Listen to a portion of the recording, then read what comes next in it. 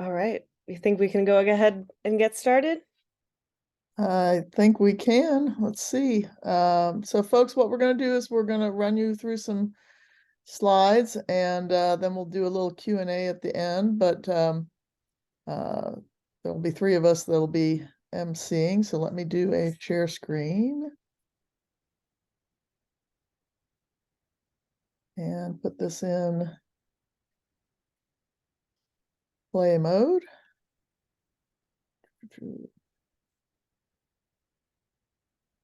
Okay, so thanks for joining us today. Let me get this screen collapsed. We're doing this webinar on behalf of a coalition called Kentuckians for Energy Democracy. There's about a dozen different organizations that are involved in this coalition. So to tell you a little bit about it, oops, hold on. Well, why is it not advancing? There you go. Oh, there we go. It's just being slow. So Kentuckians for Energy Democracy, it's a network of organizations working to ensure equitable, resilient utility systems that protect our health, environment, and climate. And our current work is centered around raising public awareness and participation around the Public Service Commission. We really like to get people more engaged in the process of determining how utilities react to rate changes and various things, and just get people more involved in the process. And so we have three facilitators tonight. Myself, my name's Lane Boldman. I'm the director of the Kentucky Conservation Committee. We do legislative work, which is the theme for today's webinar. And then I'll let Julie and Chris introduce themselves. Yes. Hi, everyone. I'm Julie Donna, she, her, and I am with KFTC, Kentuckians for the Commonwealth, as an energy and climate justice organizer. And so KFTC works on a broad range of issues to work toward justice and building people power in Kentucky. And I focus on building climate justice and working on creating an equitable energy system. I'll pass it to Chris. Thanks, Julie. Hi, friends. I'm Chris Woolery, and I work for the Mountain Association as the Residential Energy Coordinator. And I just want to thank you all for joining us on a beautiful spring evening. And I feel blessed and that you all have chosen to spend your time with us talking about energy. Well, for a while. Thanks, everyone. So as you can see, Kentuckians for Energy Democracy, we have several different organizations' logos here. People have asked if this is an organization. It's a coalition of groups, and we invite more groups to be part of this. So the primary goal of Kentuckians for Energy Democracy, what is energy democracy? What we would like to see is a democratic, equitable, and resilient energy system that works for all Kentuckians. And we polled our members as to what they wanted to see, such as reliable service, affordability, accessibility, fair, just, and reasonable rate, and then energy choices that protect our health and our environment. The other part of this work is trying to get more people engaged to hold decision makers accountable, such as the utility companies, the Public Service Commission, lawmakers, and the governor's office. And then, of course, local entities as well. But those are the key areas that we're trying to focus on in this collective work. So today's presentation is going to be over things that impact electrical systems around the General Assembly and how it can impact your utility service. Some of these bills have passed, some of these did not pass. And the reason that we're showing you the ones that did not pass is so that you understand what could have happened. So we'll start with what the current energy landscape is. So our situation in Kentucky right now, we're still largely dependent on coal power. It's about 69% or so, but that's down quite a bit from where it had been.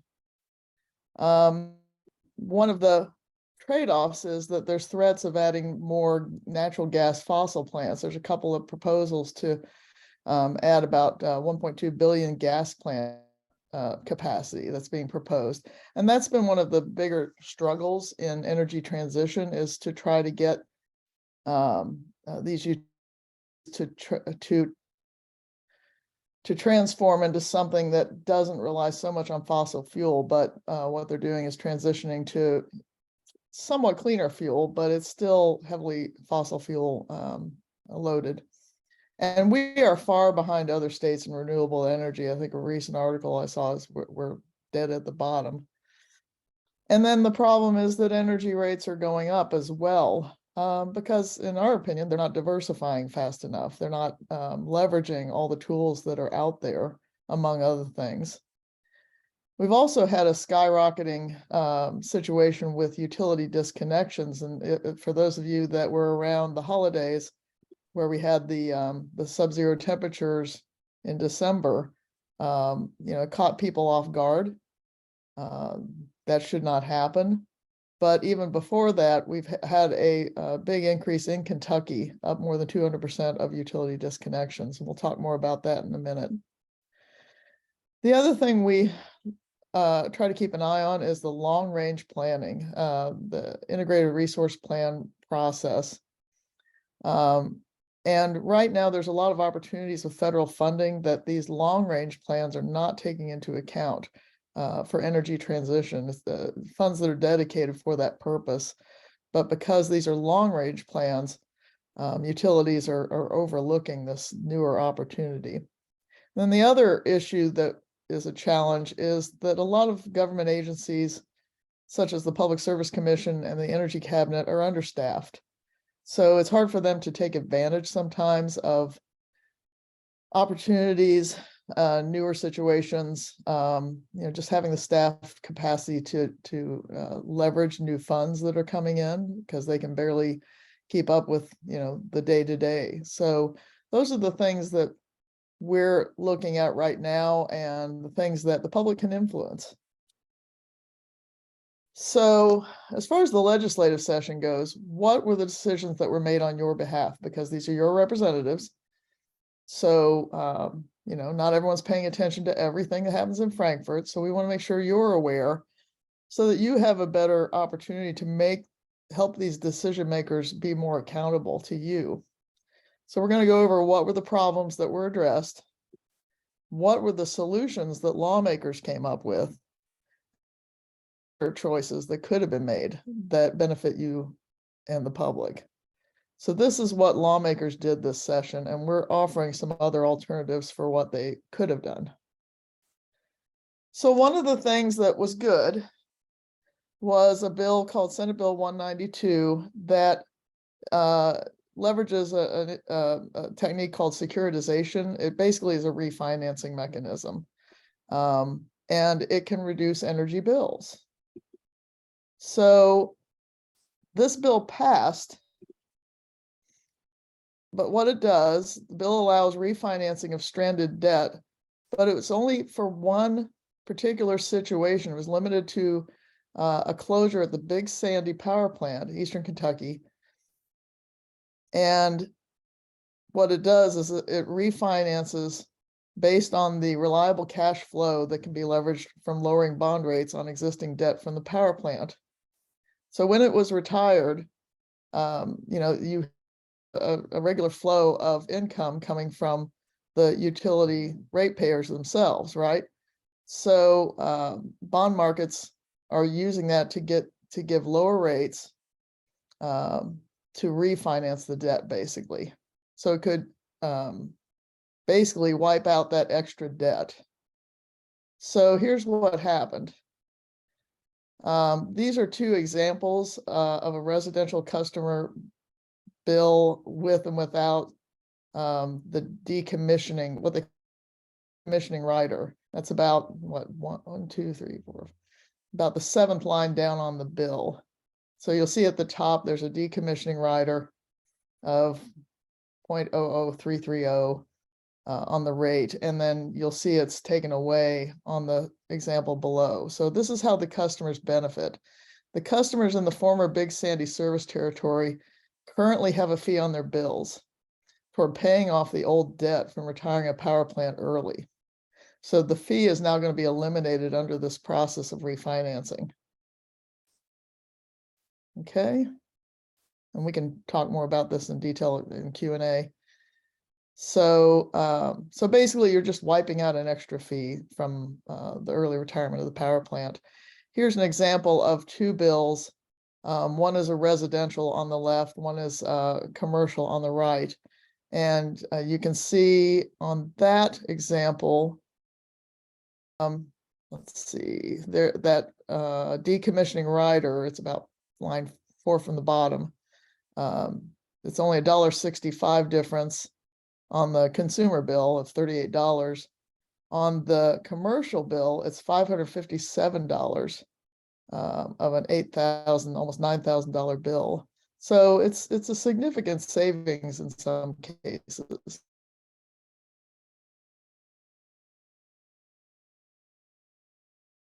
Okay. So can Senate Bill 192 work outside of the Big Sandy power plant? No, this is where they missed an opportunity. They could have written this bill so that this tool could be used in a lot of cases and could have helped retire any power plant earlier. But this bill was specifically written to only address the Big Sandy debt. Why wouldn't we change this? Well, maybe once people see what securitization could do and refinancing could do through this method, maybe they would think about expanding this to be used in other ways. But right now it's only limited to this bill. But the device offers the opportunity for people to consider retiring their old, dirty, inefficient power plants earlier. So another good bill that passed this session is grants for energy communities. Now, there's a lot of new federal funding that's come through through the Biden administration, but they have to be executed at the state level as well. So energy communities can receive funding under new federal resources that include coal communities and areas with a specific mix of employment and local tax revenue related to fossil fuels. And that has been facilitated through House Bill 9. So what does House Bill 9 do? It sets the framework for administering this federal funding for energy communities. It's basically set up a new government resources accelerating needed transformation program called GRANT to administer the funds that come in from the federal government. So the funds come from the framework that allows priority communities to access the federal funding for projects that are in the public interest and for a public purpose. So that's good news. At least Kentucky's going to take advantage of the funds. So who benefits? The revitalization programs are for projects in communities in transition from fossil fuels. The goal is to facilitate economic revitalization in coal, oil, and gas power plant communities and support the workers. So the bad news, one of the bad bills that came up this session, is a bill that slows the transition from fossil fuels. Okay, lawmakers established a new law, Senate Bill 4, which adds extra hurdles in energy transition and may increase your energy bills. This bill was opposed very strongly by the environmental justice groups, the Kentucky Attorney General, investor-owned utilities, and the Kentucky Chamber all came out against this bill. But lawmakers who wanted to protect fossil fuel interests went ahead and passed this. And so it's very annoying. A lot of this covers processes that the Public Service Commission already does.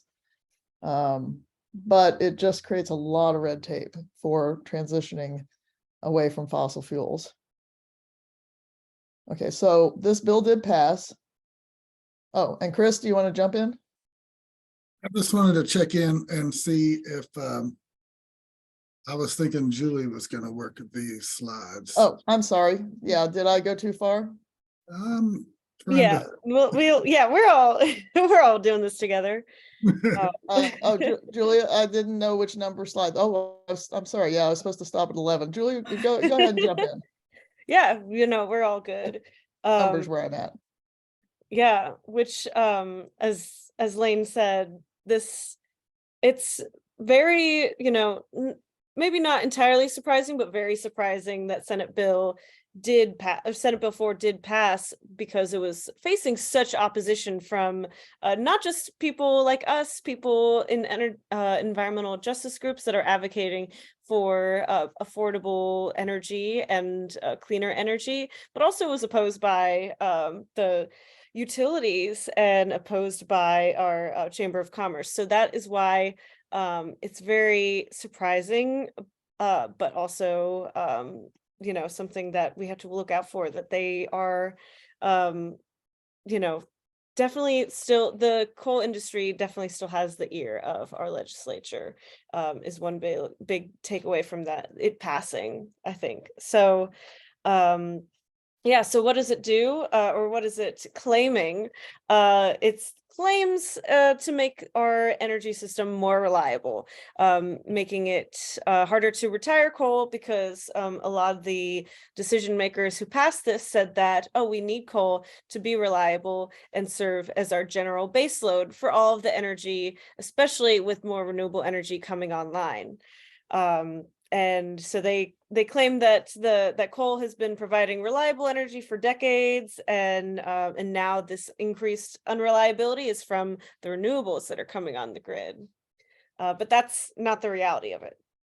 Um, yeah, we know that the coal-fired power plants are older, dirtier, reaching the end of their life cycle, and that's not the issue.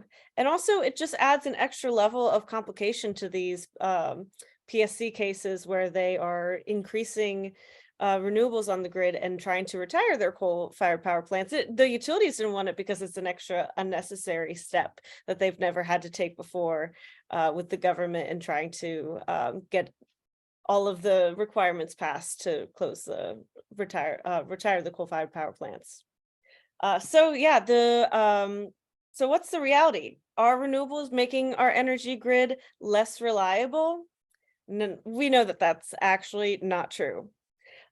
There were some brownouts last December that were kind of in the forefront of many people's minds as they were talking about this bill. But those were actually the failures in our existing fossil fuel operations, and they were not caused by our renewable energy. Actually, natural gas operations and coal can't really function when we get to really below freezing temperatures. So actually the wind energy was imported and resolved the brownout situation. So actually these renewables on the grid, as well as being a part of this connected network, really was what solved the issue, and it was not because of the renewables. So yeah, we diversifying our energy sources and also having diverse sources such as rooftop solar and a distributed energy grid actually really help with this reliability. Next slide. All right, so does it really make energy more affordable? People are saying that that our coal power is, we have these existing plants, and making it harder to shut these down is actually going to be making our energy more affordable. Is that true? Not at all. So actually, our Public Service Commission that regulates the utilities already had a requirement that our utilities use the least cost parts of energy to really power our grid. And with it making it harder to retire coal-fired power plants, they're abandoning that cost priority and really kind of again buying into this myth that coal is the cheapest form of energy, which we know is no longer true. And gas continues to have volatile price spikes too, as we've all seen. Yeah, with the increases in energy prices, there's no saying that fossil fuels are going to be even getting cheaper in the near future or distant future. We know that's not likely. Uh, so, um, so this is the we can't, there's a addition, amendment to this Senate Bill 4 that also made it so that the decision to retire, basically to retire coal-fired power plants, can't be the result of any financial incentives by a federal agency. And we know this is very important right now because of the Inflation Reduction Act and all of the federal funding that is being infused into our communities, and the opportunity that we have to transition our grid to cleaner energy using these federal incentives. But there was an attempt to prevent us from moving into a just transition with these federal funds with Senate Bill 4. So there's lots of loan programs and, again, the possibility of securitization. So actually just straight up saying we want to reject federal funds is, and don't want to use that to make our grid cleaner, is essentially just making sure that this money stays out of Kentucky and goes into other states that are already moving toward their cleaner energy future. Yeah, this is the part that probably is the worst part of the bill. Agreed. Yeah. Yeah, it was, and it was an amendment, so it was bad enough, and then that was tacked on, and it was, yeah, not great. So instead, we could be taking these opportunities that we have, especially from Inflation Reduction Act, federal funding, and also taking advantage of all the other new technologies that are out there, and really make investments for a affordable and reliable and cleaner energy grid. We could be looking at distributed energy sources and battery storage. And we could be, ensuring that our Public Service Commission and the administration's Office of Energy Policy had the resources that they could maximize these federal incentives.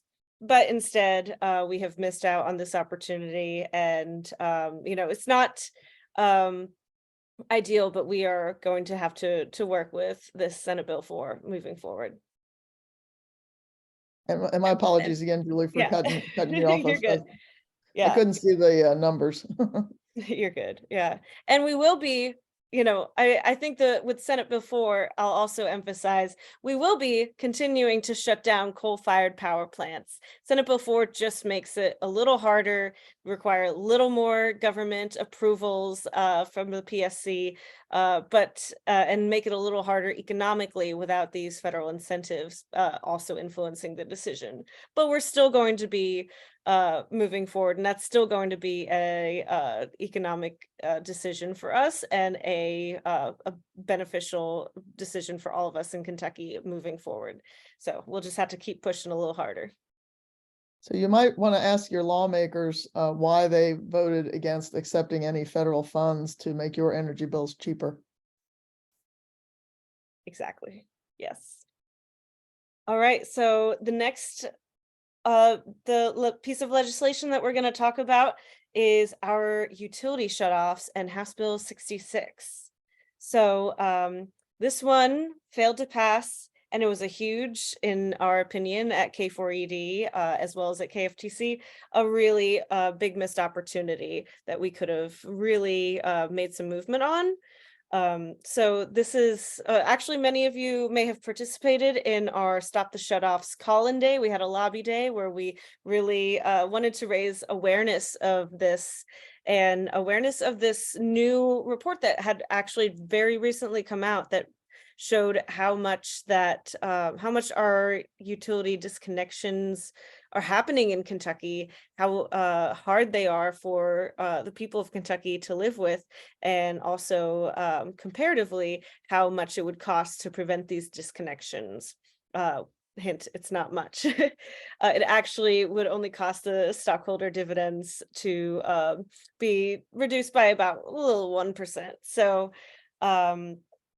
House Bill 66 would have essentially just made it harder to disconnect from people, disconnect people from their energy service Right. during their these extreme temperatures, as well as if they were medically vulnerable. So yeah, you can keep all that up. I'm kind of Sorry about switching that.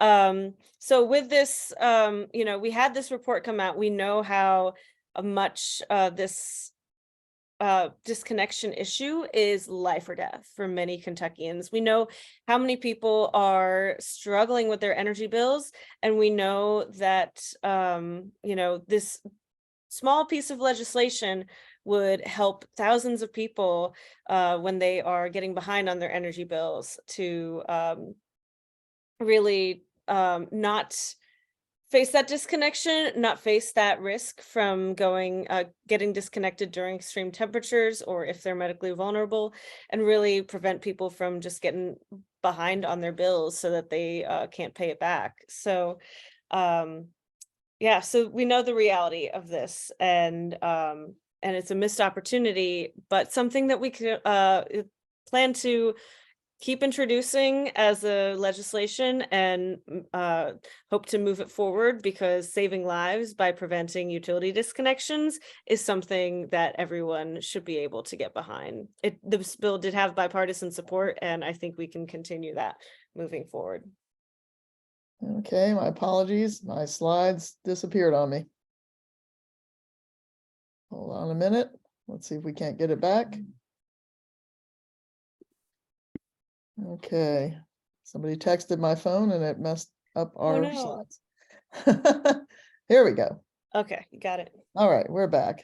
All right, and I think are we switching over to Chris now? I think so. Okay. I'll try to pick it up from here. Thank you, y'all. And I just want to give big props to Julie, and especially for pulling all this together. Heck, y'all, I was in Denver last week at a solar conference. So I'm just swooping in here, trying to mix it up a little bit, just give y'all another voice to listen to today. Just to put those shutoffs in next, it's thousands, tens of thousands of people, right? So just last year with between January and October, over 40,000 shutoffs happened in Kentucky, and the bulk of those were from LG&E and KU, which the Hall of Shame in the study. So moving on to let's see, Lane, do we have the slides up? I'm not certain that I do. Yeah, House Bill 240. Okay, We don't you see all the see the slides. slides? Oh, you can't see the slides? Yeah. Oh, dear. Yeah. Nope. Okay, hold on just a minute. All right, well, I'm gonna have to escape. Hold on. Take your time, and I'll just go ahead and start talking. Hold on a minute. Oh, it kicked out my screen share is what it did, didn't it? Okay. Can you see them now? Yes. Just need to make them full. Okay. Oh, they're up. Okay, hold on a minute. All right, now we're there.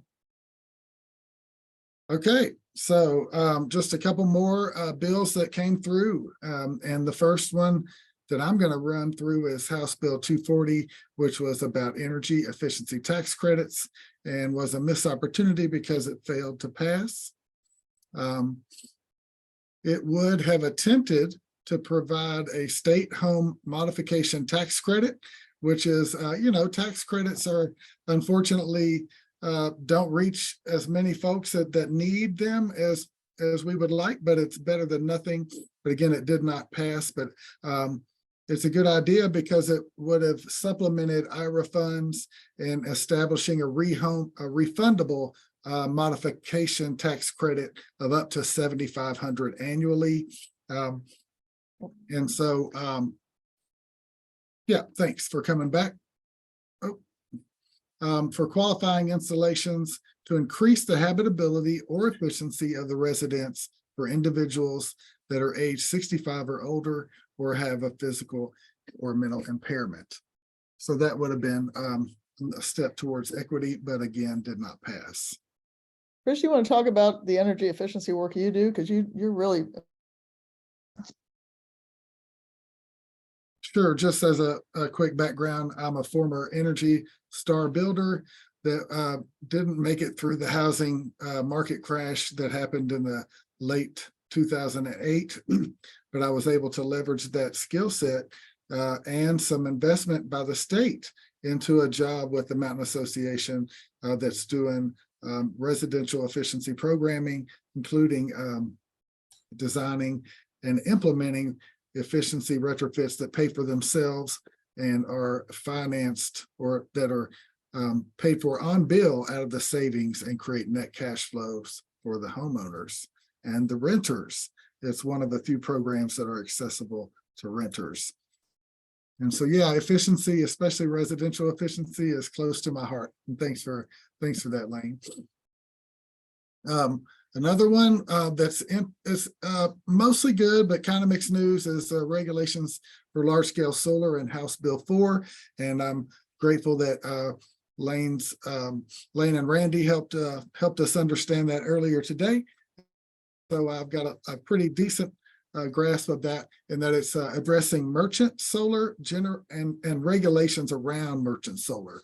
So it's going to create a site, regulate siting for those merchant power plants, because lots of communities feel very different about merchant solar and medium scale solar in their communities.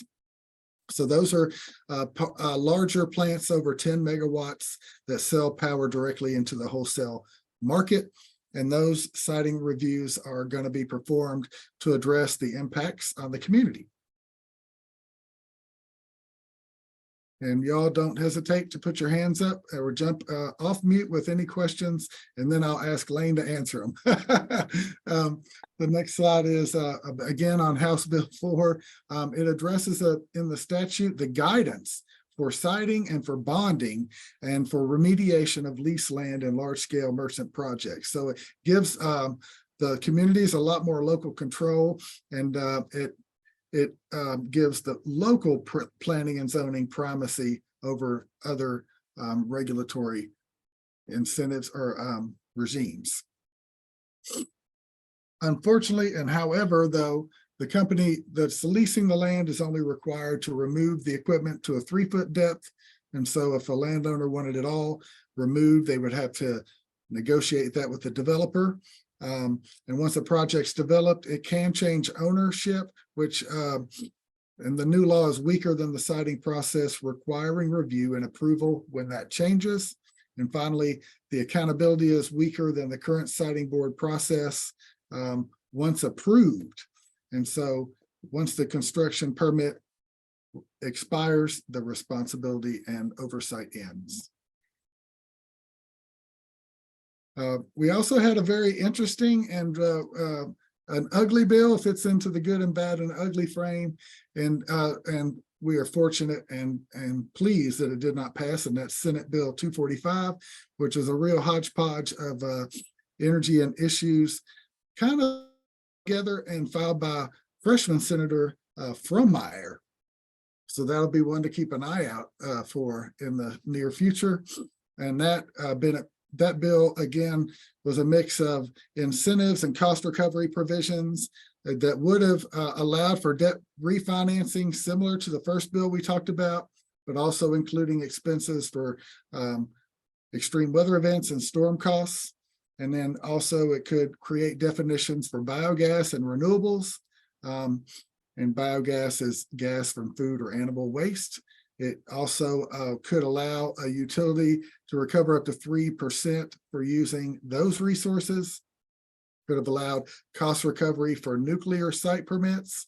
And we're hearing a lot more about advanced or small nuclear in Kentucky. The bill, again, could have encouraged regulated utility ownership of 75% of renewable generation built in the Commonwealth, which I think would be unfortunate. And let's see, is there another one on there? I don't think. Whoops, no, but it shows what can happen when people aren't paying attention. This was a new senator, and look at all the things in this bill. I mean, it appears like it's a wish list from some utility, but who knows? But it's a whole lot of not terribly related things, and it looks like it allows the utility to recover a whole lot of costs from you, the public. And I think going off of that, clearly the utilities or other special interests are taking, especially our newer senators and representatives, and talking to them and letting them know what they want to see in policy in Kentucky. And they're listening. And so we also need to make sure that we are coming to them, and especially if your representative is newer, talk to them about what you want, what we want, what is best for Kentuckians, and especially working toward energy democracy and justice, so that they can have a diverse perspective and really hear from us, because they're hearing from others anyway. We need to make sure they're hearing from us too. Yeah, I'll have a follow-up conversation with Senator Fromeyer, just to see why she wants the regulated utilities to own all of the, or a significant portion of renewable generation built in the Commonwealth, and what her thinking is. But certainly if you live in Northern Kentucky, that's her area. You should also pose those questions. It's very easy to call your lawmakers up, have a conversation with them. They may not get back with you right away, but they need to hear from the public and know that they're paying attention. Thanks Okay. again, y'all. Definitely worth watching and commenting on. And we're just going to pivot now, before we close, to some good news, and that is around the Public Service Commission. And so due to a lot of people's hard work and 5,000 votes, Andy Bashir was able to appoint some good commissioners, and last year some of those commissioners didn't get approved, but this year we saw some movement and some progress in that. Well, let me just back up and tell you that of course the Public Service Commission is the biggest regulator and biggest decider when it comes to monopoly utilities in Kentucky, and their work and their decisions impact our lives every day in ways, because they're deciding on rates, they're deciding on programs, and they're deciding on the value proposition of solar for every Kentuckian. They're also supposed to consider the public interest in those decisions and to ensure in safe and reliable service at a reasonable price, while also providing for the financial stability of the utilities. And so sometimes those things seem to get reversed, but we're hoping that we can balance them. And the good news is that we did get 2 good appointees approved this session. And so it is only 3 members, right? And they're administering and regulating more than 1,100 utilities across the state. So since the Bashir administration, or since the other appointees didn't get approved last year, they've been working at less than full capacity. And so, as I mentioned, they are appointed by the governor, but must be approved by the Senate. And so it's exciting that they did approve the 2 candidates this year on the last day. And those candidates that were confirmed are Mary Pat Regan and Angie Hatton. And I believe Angie Hatton has been a good advocate in the past, and in fact proposed some bills that we were in favor of previously. Yeah, this will make a nice mix, because Chairperson Chandler has done just an excellent job.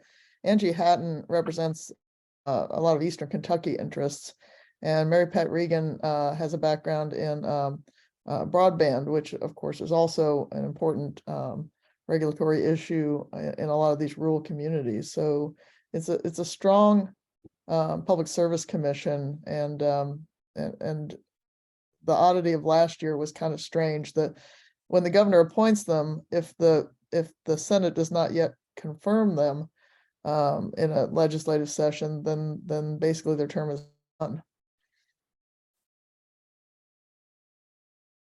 Yep. So a little weirdly, since Mary Pat was a replacement appointee, there are the next commission to actually expire, even though they're just newly confirmed. But they could easily be reappointed and reconfirmed. And so we've got these folks, hopefully for the next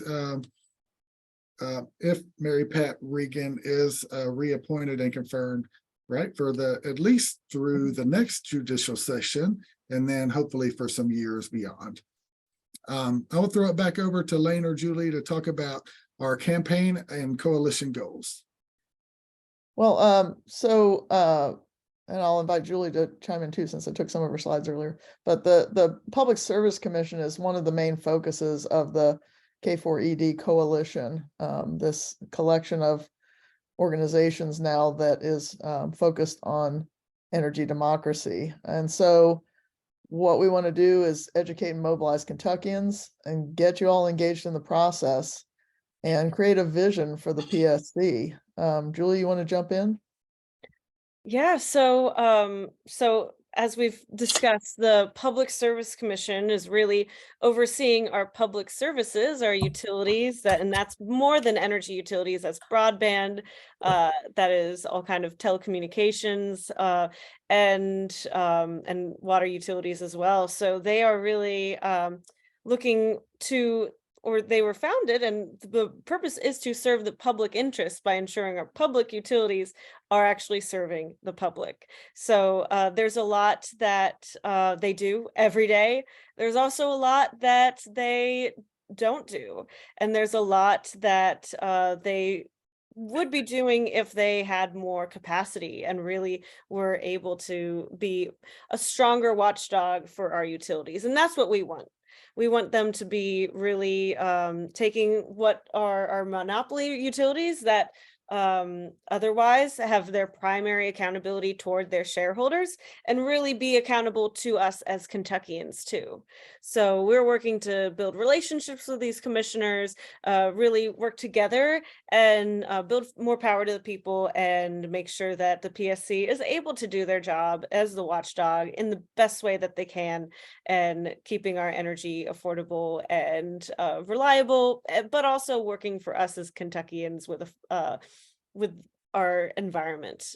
So I put a link in the chat, and that is to sign on to our petition, which just says that you support energy democracy at the Public Service Commission, and you're on board with us as an individual to get involved and continue with this work to make sure that our state government and the Public Service Commission is moving forward in a way that is going to benefit Kentuckians, that we're not turning away these federal funds, and that we are holding our Public Service Commission to account to make our utilities work for us. Yeah, I just wanted to add too, one of the important things is that the Public Service Commission has to react to evidence provided to them. So that puts citizens at a disadvantage because the utilities, of course, usually have all the data and the information, and so we really have to work hard as nonprofits to help bring to light evidence-based arguments that the PSO has to consider. And that takes a lot of work. So we need you and your examples of your customer bills and when your services aren't working right, and when you've tried to contact people to get problems resolved and haven't been able to. Those are all things that are good to have in public comments when the utilities start asking for more higher rates, or they want to add capacity and power plants to their portfolio. That will cost you in the end. So we're working here as a team to try to help lift up your voice so that you can be heard on par with what the utilities are presenting. And I'll turn it over to my partners here to just chime in. Yeah, I'll just add briefly. Sorry, Julie. You want to go ahead first? I was just going to say, we're talking about energy democracy, and if we're really going to have a democracy, what does that entail is a lot of involvement and people really ensuring that this is working for people. And so democracy requires all your participation, just like we ask people to vote here at KFTC all the time. In energy democracy, we want you to be involved too. So if you have, you can sign on to that letter, you can follow us, get involved. If your organization is interested in getting involved, then we're also happy to have you, because this really involves all of us, and a lot of different organizations have us. Any organization that pays an energy bill has a stake in this work. So we'd love to have you on board. Yeah, and we welcome a diversity of interests, low-income housing representatives, we also network some with groups that are interested in water service. We're focused on energy, but they all intersect, right? So we really want to cast a wide net so that the voice of the people is raised more at the Public Service Commission. And I'm going to stop the screen share, and we can open up for Q&A for this. Yeah, and I'll just jump in and thank you all, and also Roxanne for her question. And I'll address that question just briefly. I just wanted to just talk about real quick that we have been seeing record turnout and record results when it comes to engagement with the PSC. And so we thank you all for joining today. We ask you all to get connected through the link that Julie posted or through K4ED.org, because there will be a couple more webinars coming up, one each for the next couple months. And there will be a huge decision right on the plate of the Public Service Commission. And $1.2 billion of your dollars, if you are served by LG&E and KU, are on the table. And so they'll be deciding whether to build two gas plants that will likely be in service for decades. And so we'll be calling on you to get involved with those questions. And this is the way that you can stay connected to that conversation. And so just reading out Roxanne's question, and thanks Julie for throwing up all those links. Roxanne and Elwood asked, would the PSC commissioners attend a meeting and answer questions? And thanks for the question. K4ED is actually engaged directly with the Public Service Commission about creating a working group to expand public engagement and get more comments. So we're hoping that we'll be talking to them directly about that in the coming weeks, and that we'll be able to invite folks to some events that we can co-create to get to know the commissioners and to answer those questions. And we'd love to invite you to those meetings once we get them figured out. Yeah, I'll just Anything add else? too, and anyone else, feel free to raise your hand and we can take you out, or you can come off mute. But yeah, the thing about the Public Service Commission, they've got a limited capacity too. So we recognize that sometimes they put together these large public hearings and nobody shows up.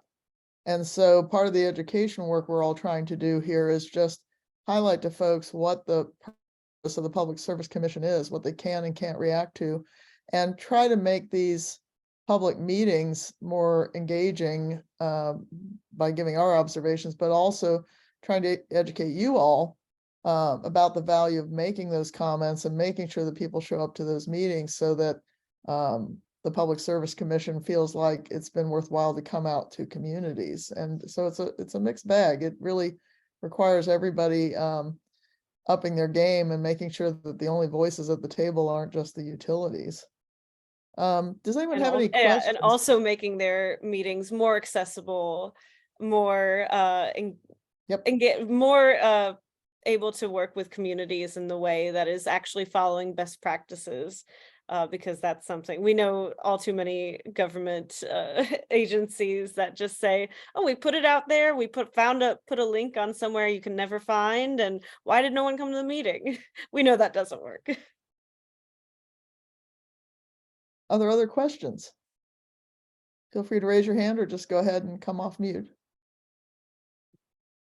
All right, Deb's got a question. Hey, it's Deb Grainer. How y'all doing? Thank you. This was interesting, a little out of my wheelhouse, but we all are going to be having a a KFTC table at Together Frankfurt's Earth Day on Saturday, the 22nd at Ward Oats Amphitheater from 10 to 1. And we're going to be using the literature that Chris and Julie sent to me. And so that's why I popped in here tonight. My question, I guess, is, thanks, Chris, you're sweetie. Are these, is this video or any of them upcoming going to be available for people to watch after the fact? Yeah, this is being recorded. Okay. Is there any way that you can get that kind of information, maybe about, I know Chris said upcoming dates and all, but whatever you can, I'll be glad to print out and be able to hand out to folks on next Saturday or this Saturday. That's great, Deb. We really appreciate that. Some of the dates aren't yet set, but when Right. if people sign up for our list here, we'll Mhm. make sure that emails go out when there are Right. public hearings. Yeah, Okay, so we could gather emails that way for you too, then. that'd be Okay, perfect. cool, super. I appreciate y'all. This was interesting. Thank you. And what one I of the said. things Deb mentioned was a brochure that we've put together for the coalition. So if any of you are doing Earth Day events, we can get you a downloadable link. Yes. Other Yeah, questions? yeah. Maggie, was that raising your hand? You're going to an Earth Day event and want a flyer, or do you have a question? That was raising my hand. I'd like to have your flyer. Thank you for our event. Anybody, please Springfield. pop by. That'd be Springfield. awesome. Yeah, and we know there's a lot of Earth Day events all around Kentucky coming up, especially on Saturday and around Saturday. Yeah, I can send out that flyer to everyone who signed up for this meeting so that y'all will get the recording and y'all will get the flyers and anything else you need to really be able to talk about this with people in this coming month and beyond. For Boyle County, do you have Preston Miles either on here or to send that brochure to him? I'll Uh, be at the Boyle County Earth Day, Oh, okay. so I can be bringing them then. Okay, great. But others are welcome. You'll also get the link. Yeah, I'll send it to Preston too, just because you say, "Oh, Margaret told me to send it." Other questions? Thank you very much for this.